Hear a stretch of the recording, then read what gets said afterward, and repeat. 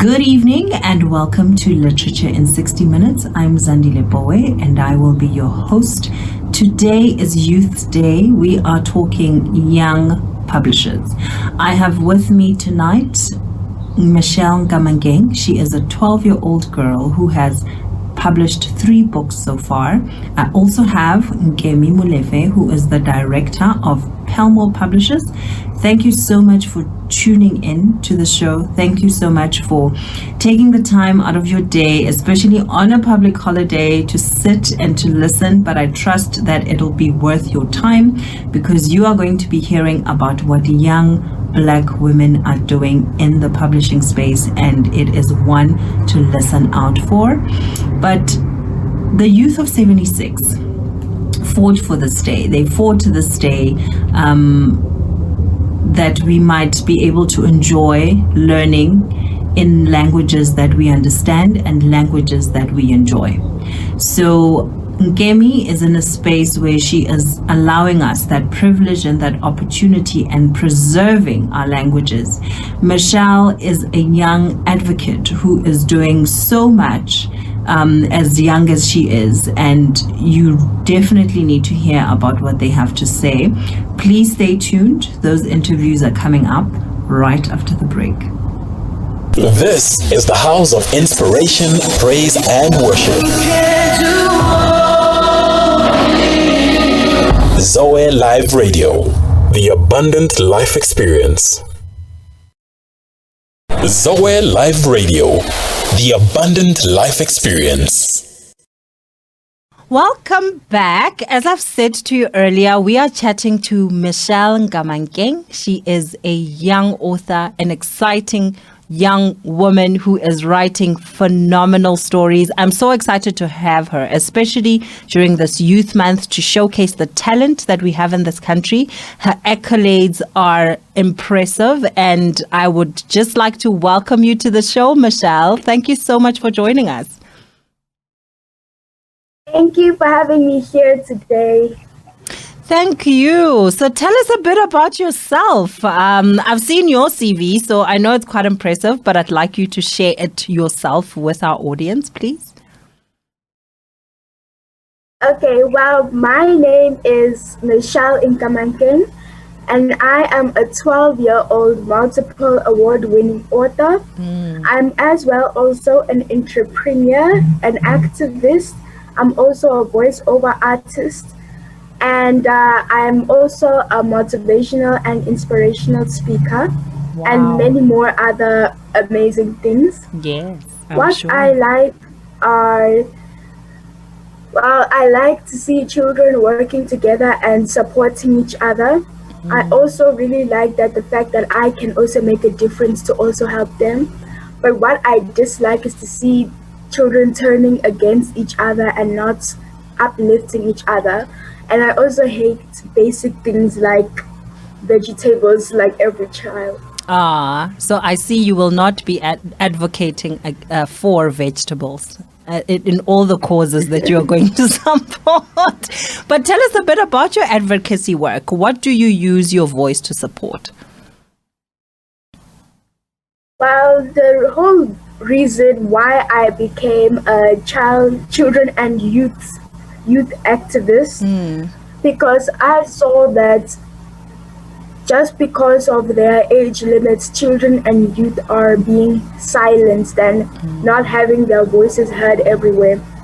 So since I was already a public figure and I could have an impact on how to also show their voices to other people out there, I decided to also be an activist so I can also speak on behalf of them and also teach them to also learn how to find their own voice and speak for themselves.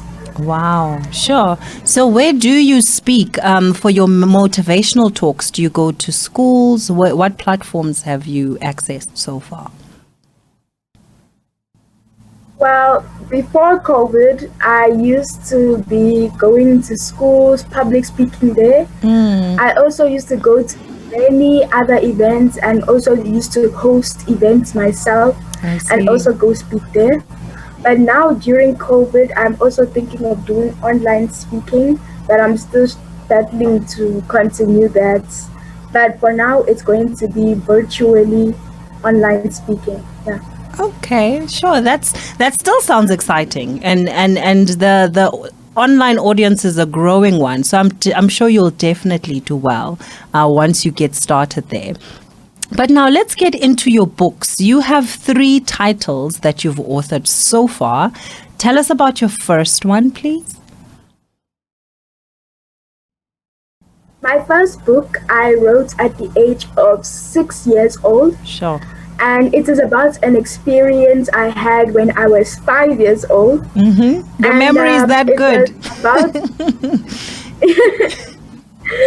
And it was about my experience when my family and I went to a beach resort for vacation.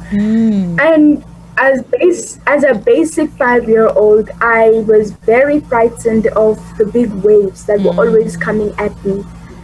So then after that, I used to run away from them. I used to think they were attacking me and everything. And then my father and my siblings, my family, helped me to overcome my fear that day. So that is why I decided to never forget that experience I had with my family. And I decided to write it in a book called Waiting for the Waves. Sure. And how has that book done so far? How many copies have you published? Because I know you are a beast when it comes to publishing. Well, I have published, numerous copies, and the book is going very well, and now it is a best-selling book all over. Yes. Oh, that's fantastic. That's fantastic. So your story about the waves, were you previously not having have been exposed to the waves, obviously, and having have conquered your fear? What did you learn about conquering your fears in your experience of writing the book? What I've learned is that about conquering your fears is that if you don't conquer your fear out there, then you won't move forward. That's true. So I thought that if I am able to conquer my fears and I help others to also do that, that will help people to move forward and not to move backwards. Instead of moving backwards, if they conquer, they can explore more adventurous, multiple things out there. But if they don't conquer their fears, it will just take them back to where they started. Yeah, that's very true. Eh? That's very true. And that's so encouraging because especially at such a young age, learning to train yourself in a way that says whatever obstacle that you are faced with, you mustn't choose fear or allow fear to stop you from trying new things, from exploring new things. Because once you've crossed that barrier, that threshold of saying, I won't be afraid, you will be able to accomplish anything that you set your mind to. But now I want us to talk about your second title. And this one is quite personal and close to my heart because 2 years ago, we met you, my daughter and I, at a book fest and a book festival, and you were there and you happened to sign a copy for my daughter, Fezeka, and I think you were about 10 at the time, and she took a picture with you. So I've read the story to her countless times for her bedtime story, and she absolutely loves it. It's called The Little Girl Who Believes in Herself.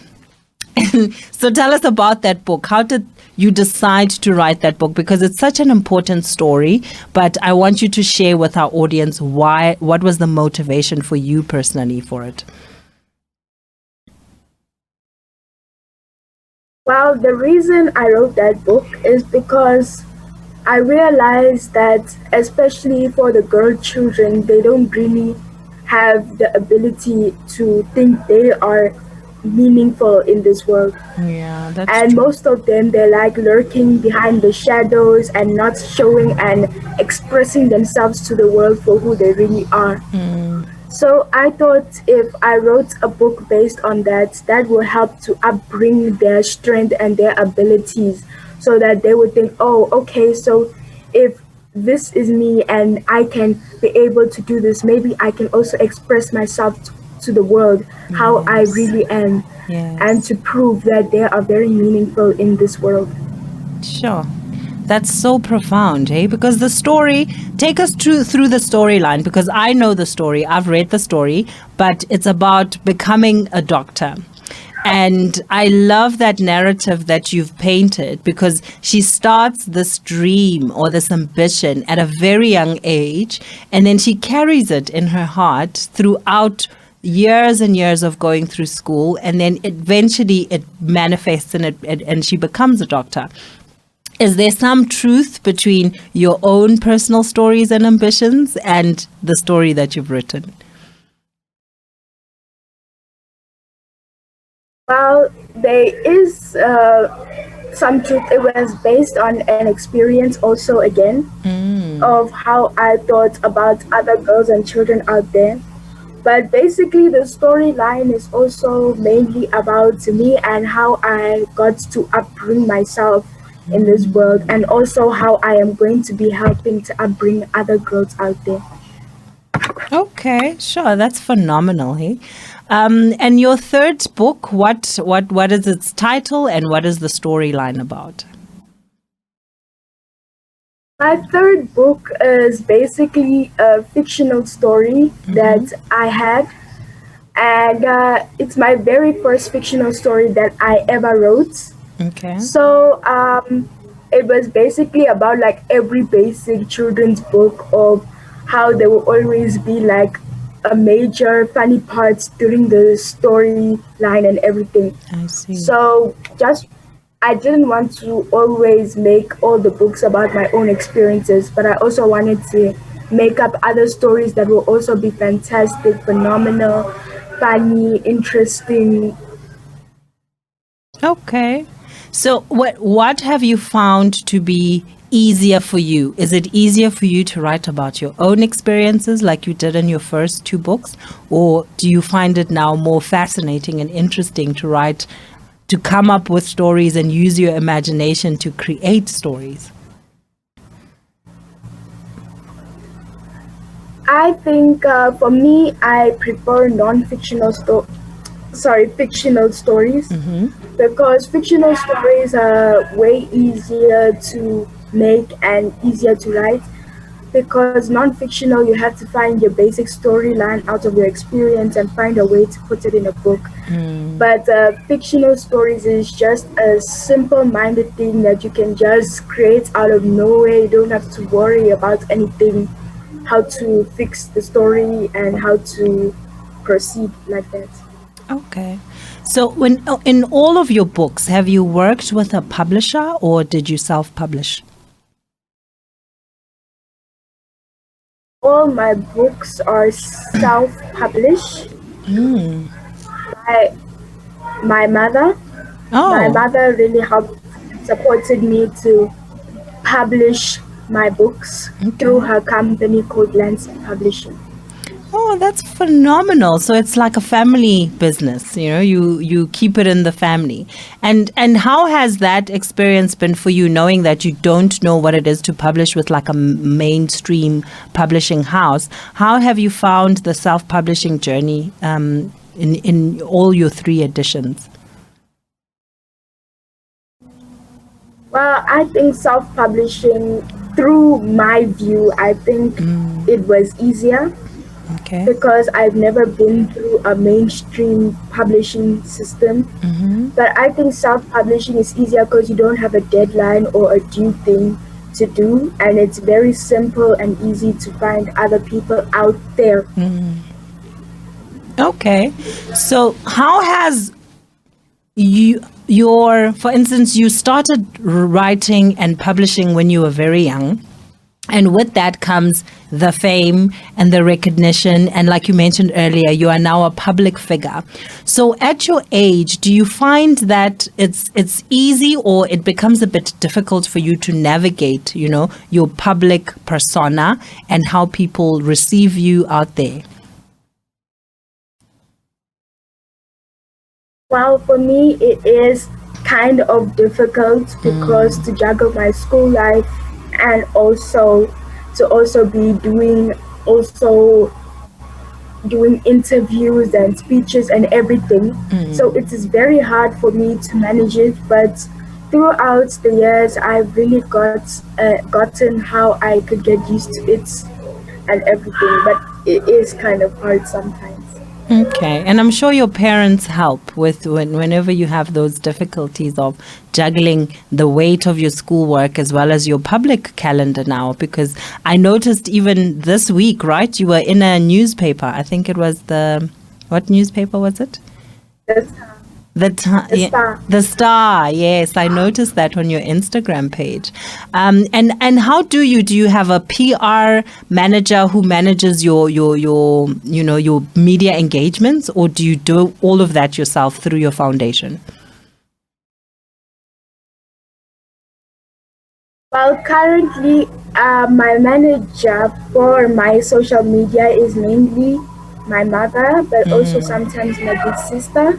Okay. But at times, I also try to handle it also by myself. Okay. But if it's too overwhelming, then I just allow them to do it.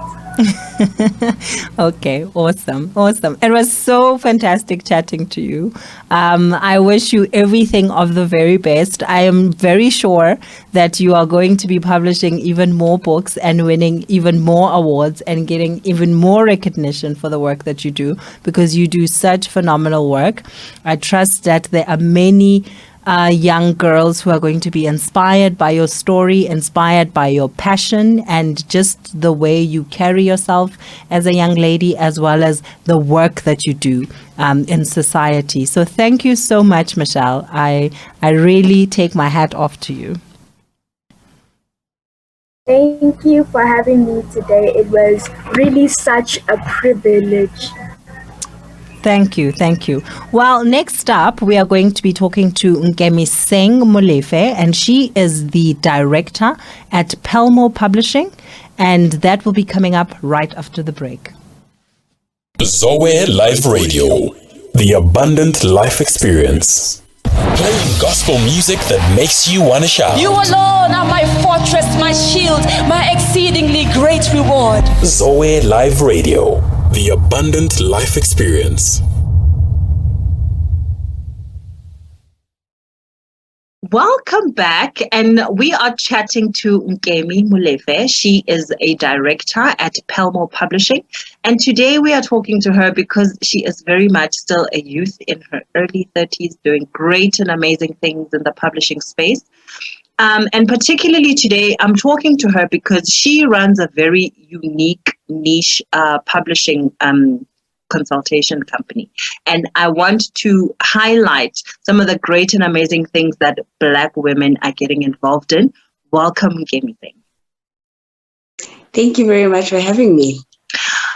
Tell us, there's normally a story behind every name. So what is the story behind Pelmo Publishing?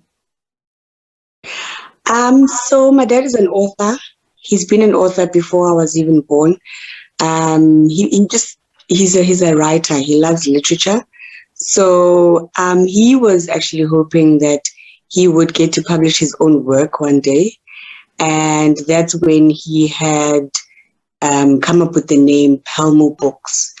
At the time, he just, because he wanted to publish himself, he said Pelmo Books. So books that he would get out there. So P is for Patricia, my mom. E is for Emang, my brother, that when my mom got married, she was then named Mama Emang.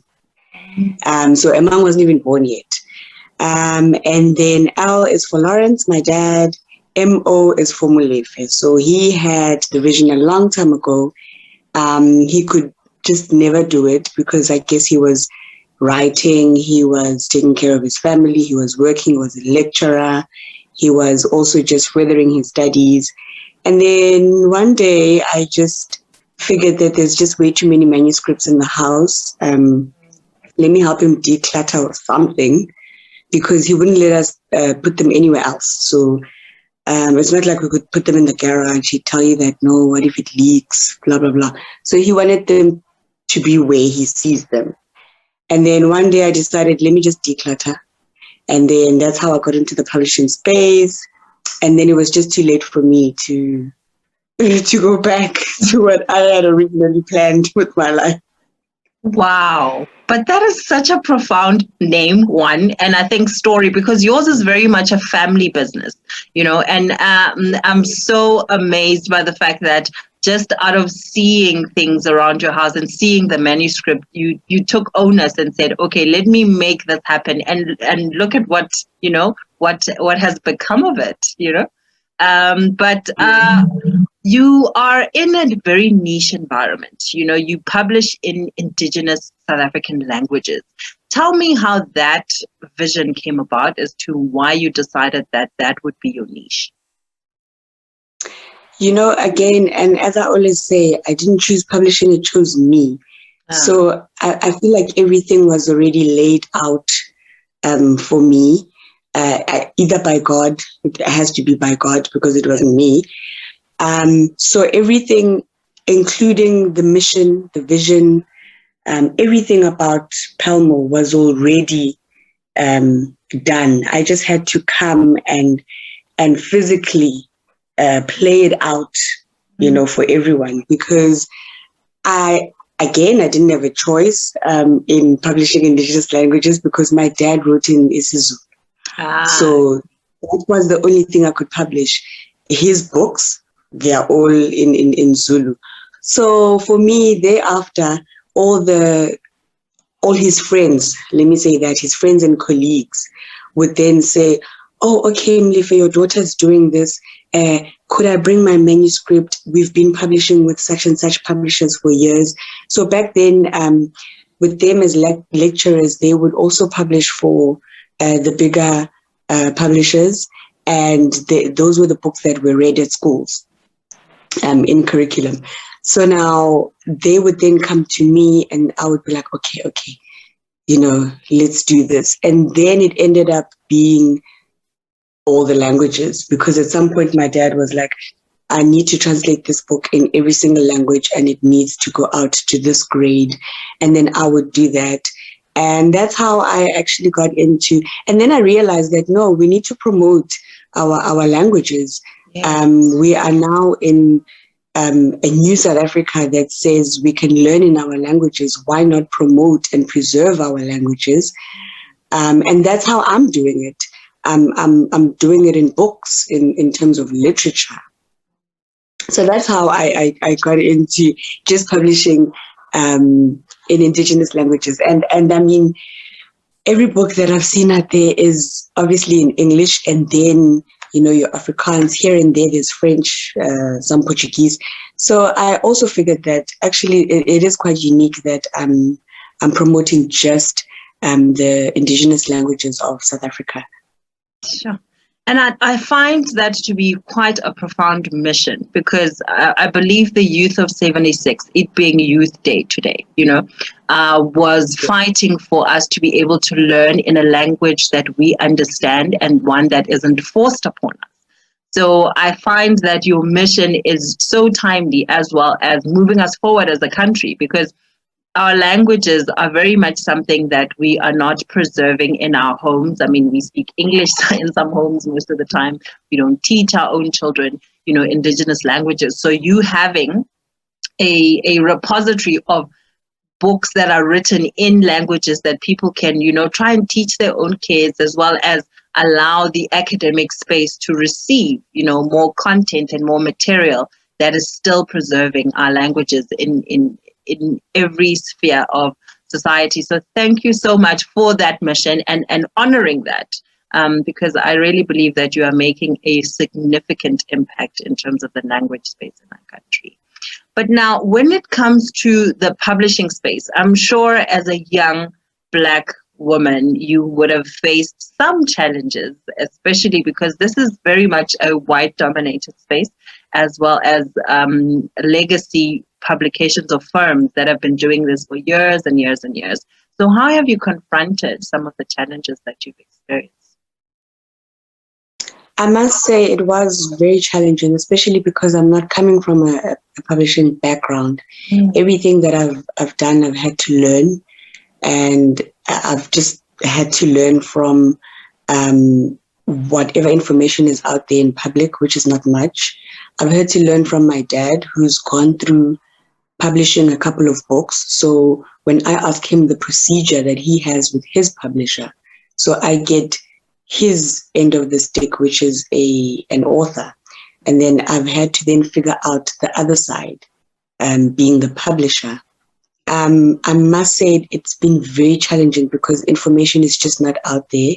And in any case, who's going to say, here's my business model, go be great. Right. So I've had to sit down and say, okay, if this is the publishing process, surely me coming from a business background, because I used to own a hair salon, and then I took it as, okay, coming from a business background, where is it that, or how can I place my business and say, this is where I spend, this is where I make the money in basic business terms.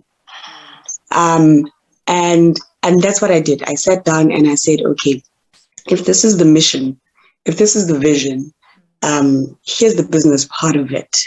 And I basically directed the whole thing in that way and manner. Obviously, I've had to learn along the way, burn fingers a couple of times, do very wrong a couple of times.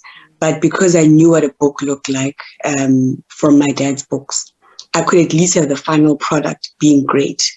And the final product is what really, really counts, because that's what you put out there as a publisher when you say you're publishing something. So that was what I used to trust the most, is that, okay, I trust my product. So whatever happens behind the scenes, yes, we are stressed and we are panicking, but I trust the product. And once it's out there, it's like, phew. But I did have a lot of challenges. I did have a lot of, and who's this Palmo anyway? Because the publishing world is such a small space. Everybody knows everyone. I came as this newcomer who didn't know a lot of things. And I didn't know that all these eyes were on me, on some, who is she? What is she trying to do? I'm young, I'm youth, I'm Black in South Africa. Mm-hmm. I'm the youngest at the time in the publishing world. I'm the youngest publisher in the publishing world. I know almost nothing. So it was all eyes on me. On who does she think she is? Let's see what she can do and how far she'll get. And unfortunately for me, I was not focusing on everyone else because I didn't know how small this publishing world was. So I wasn't focusing on anyone else. You know, coming from a salon and industry, that there's so many salons, you cannot focus on the next person. You just can't. There's probably a salon like 10 houses from you. So I was used to the fact that I cannot focus on the next person. I have to do what I do. And that really helped because I focused on me. I did what I needed to do and I got where I needed to get. And when I got there, it was like, oh, you know, when you walk into a room and you thought it was going to be a meeting between 3 people and you get there, there's 50 people and you're like, okay, I was never ready. But you got to the meeting, you got to the table, the most important part. So the challenges were also just that. It's that I didn't know, almost like I didn't know that I was walking into a river full of crocodiles. But, you know, fortunately, they were sleeping and they saw me too late. I like that. You slithered through, man. Yes, because I was minding my business and I was facing forward. I did not look around. I didn't make a splash. Keep your eye on the prize. And you definitely have the prize, eh? And when I got to the other side, I was like, yay! And that's when everyone woke up like, how did she get there? How did she get to the other side? Sure, wow. And the other challenges that I've had is that, you know, generally as a nation, South Africa, we are not the biggest reading nation. So it's been really hard to get that, or the biggest support from the customer side. So it's almost as if I have to explain every time I sell a book to say, guys, I'm preserving these languages. You do want your kids to to know your mother tongue. And then they're like, yeah, man, and then it's like, okay, that's my selling point to say, guys, we need to preserve our languages. It's like I have to remind my customers that we need to preserve our languages. Otherwise, we're all just going to be speaking English. You go to France, they're speaking French only. They barely know English, and they don't find themselves, or they don't consider themselves illiterate. You come to South Africa, and it's like, if you don't know how to speak English, then you are not learned. And we need to stop with that, because you can be learned in your own language. And that I saw through my dad, because he has a degree in linguistics, and he majored in isiZulu, and he lectured isiZulu. He had his entire career in isiZulu. He had his hobby, which was writing in isiZulu. Sure. So it's something that it's a challenge for me, because it's like even the people that I don't know, I somehow have to get my voice to reach them in that manner to gain them as a client or a customer. So outside of, for instance, your academic space, which is maybe like the Department of Education, who else are your clients? So I started off with the Department of Education, because that's the space that I can say I was familiar with the procedure. That's the first something that, or aspect that I looked at. I basically looked at the Department of Education. How do they do their submissions, or how do they call for submissions? How do we submit? How does your book get into schools? Because back then, that was the biggest achievement, is that your book is being read in schools. So authors used to really feel that that is the biggest achievement when it comes to publishing in South Africa. So I got into that. And then after some time, I figured that, school is compulsory for kids. We need kids, we need teenagers, we need adults, we need old age, we need everyone to be reading in a language that is familiar to them, in a language that should be comfortable to them. If it's not, it should become comfortable for them. And that's when I said, let me do some trade publishing. This is now publishing for the general public.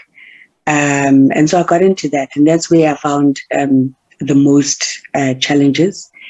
But I mean, I have to have everyone knowing that there's Palmo books, there's Nkemi Molefe, there's indigenous languages that we are promoting. So in your mainstream sector, what have been some of your big successes? What books sell the most, in terms of popularity, one, but in terms of the significance and weight of the story? I must say that the one that really gets me super excited every time I talk about it, because I still think, wow, about it, is that we got the opportunity to actually work with an overseas publisher. And they gave us the right to publish Alice in Wonderland in a local language, which is isiZulu. And as you know how big Alice in Wonderland is, I mean, a couple of years ago, we were celebrating 150 years of Alice in Wonderland being... What? It's that old? Yeah, it is. Yeah. I'm pretty sure it's about 155 years by now. But in that celebration, that company decided to publish Alice in Wonderland in hopefully 150 languages around the world. And South Africa was chosen for isiZulu, and obviously then I was chosen for that. So for me, that is a really big achievement, to know that there's overseas companies out there saying that we recognize South Africa, and this is, one of your biggest indigenous languages, and we want something to happen about it. So that was one of the achievements that I really liked. Which other achievement was there? Listen, me being a publisher is an achievement. Indeed, it is. And a massive one, because also your library is significant. Like, you've got a lot of books, and I love that you have books in every South African native language. Okay, if someone wants a Sepedi book, if someone wants a Xhosa book, you have it in your library.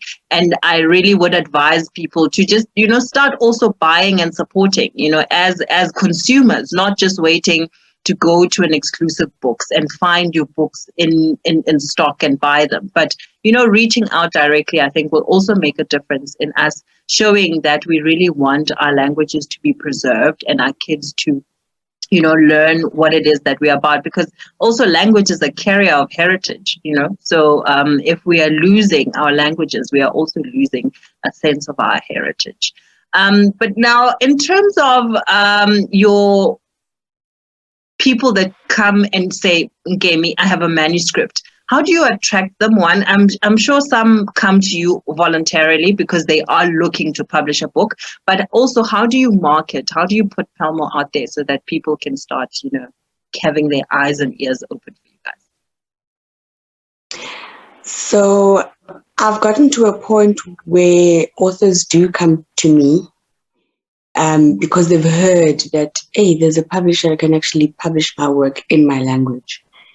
So I think because the name Palmo out there says African languages, basically. And that's what then attracts authors to say, oh, okay, I can get, my work published in my language.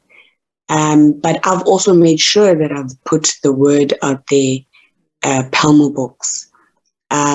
We've really focused a lot on our social media platforms, because that's where a lot of people spend a lot of time. So we've put a lot of work in there to say, let's promote ourselves through social media, and also my website. I'm also part of the Publishers Association, where if anyone needs any publishing information, that's where they go, and then they get redirected to me from there. I've also, just a little bit in the public space, there's a couple of articles. So if you do Google, you will, Palmo Books will pop up somewhere there. But I must say, through our website, so if someone does hear about it, our website is pretty much informative on the publishing process, what we publish, who we publish, how we publish it. It's very informative on that. But we have tried to make a lot of noise about Palmo publishers. And your stuff looks amazing, I must say, because I have seen your social media and your website. High five. You guys have done an amazing job of the of it. It looks amazing. Now, what's next for Palmo? Like, what is the vision moving forward? You've done Alice in Wonderland. You've done every single South African language. What's next? What's the next for you? According to me, I would really like to get into the rest of the continent, Africa. I would really like to publish a book in Kiswahili. I think that for me would be the next big thing. I would also like to just explore any other African languages that are out there. I'd really like the continent to just understand information, again, in a language that is familiar to them, in their mother tongue. I think maybe one of the other biggest issues that we do have on the continent is probably that, do we understand the information that we are given? Simply because it's in English or any other language that is not a home language to us. So I think if I can start there to say that let's understand information in languages that we are familiar with, that we are comfortable with, that we understand, that we grew up with, or let's start teaching our kids in languages that we feel they need to know. which is our home languages. So for me, I'd really like to start there. And then I'd really like to see people reading for pleasure in their home languages comfortably. That for me would be great in the rest of the continent. Yours is a noble mission, and I trust that the blessing of the Lord will be upon it, and you will accomplish and achieve great and amazing things moving forward, as well as all that you've done so far will just be multiplied. Thank you so much for your time. If you would just share some of your details, how can people get a hold of you? Share Pelmo's website. Yes, so our website is www.pelmo publishers, that's PELMO publishers.co.za. We are Pelmo Publishers on all social media networks. Where else are we? Yes, social media, website, that is who you are. Our website is really informative, so you get everything. If you need anything about manuscripts, there's a tab for manuscripts. If you want to buy a book, we have a shop on there. You can buy any of our books on there. If you need to get a hold of us, email us. It's on the contact page. Also look at our About Us page so that you know exactly who we are, what we do, what we're about. And then obviously our social media, where we keep you updated on every little thing that's going on. Okay, thank you so much, Ngemi. It was such a pleasure having you. Very insightful information that you've shared with us about what Pelmo has accomplished so far. Zoe Live Radio, the abundant life experience. Marching to the beat of the Lord. Zoe Live Radio. Welcome back. Thank you so much for tuning in. I trust that you had a great time with us, as well as listening to Ngemi and Michelle and the wonderful things that they are getting up to in the publishing space. It's important for us to, as Zozibini said, that to take up space. And I am so inspired by seeing two young women taking up space in their respective environments, making sure that they're telling their stories, and in the case of Ngemi, that other people's stories are being told in languages that we can preserve as South Africans. You know, it's important that we get to that point where we do not esteem the English language. Yes, it is an important language and a medium of instruction, but we don't esteem it far above our own languages, that we make sure that we teach our children our languages. And I'm also encouraged and challenged myself, because I have 3 young kids, and English is normally the dominating language in my household. But after hearing Ngemi speak, I'm definitely going to challenge myself, take up books, buy a few books from her library, and make sure that I start teaching my kids and exposing them to languages that are important to us for posterity, as well as to preserve the languages that we have in our country. But thank you so much for tuning in tonight. I trust that you will enjoy the rest of your evening, and you will have a fruitful week in the week coming up. Have a great evening, and God bless.